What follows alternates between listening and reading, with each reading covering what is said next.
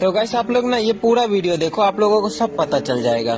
तो हमारा पहला क्वेश्चन ऐसा आता रहता है कि डीजे भाई आपकी गर्लफ्रेंड क्यों नहीं, आप प्यार क्यों नहीं करते, आप तो यूट्यूबर हो, आपके पास गर्लफ्रेंड नहीं है, क्यों? तो गाइस मैं प्यार इसलिए नहीं करता क्योंकि आज से 5 मंथ पहले मेरा ब्रेकअप हुआ था। ये बात मैंने बहुत सारे बंदे को बताया, बट हाँ वो लोगों ने बताया कि डीजे भाई आप तो यूट्यूबर हो, आपके पीछे बहुत सारी लड़कियां, किसी को पटा लो। लेकिन ये पॉसिबल नहीं है, ठीक है, क्योंकि मतलब समझ सकते हो यार।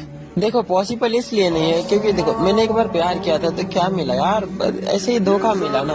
और मैं सीरियसली बताऊं ना तो आप लोगों को मेरी जुबान से पता चल रहा होगा कि मेरे क्या हालत है। तो मैं 5 मंथ बाद है, मतलब 5 मंथ हो चुके हैं ब्रेकअप का, फिर भी मैं छोड़ो ना यार, मुझे कोई गर्लफ्रेंड नहीं चाहिए, ठीक है, बस मुझे ना आप लोगों का प्यार चाहिए।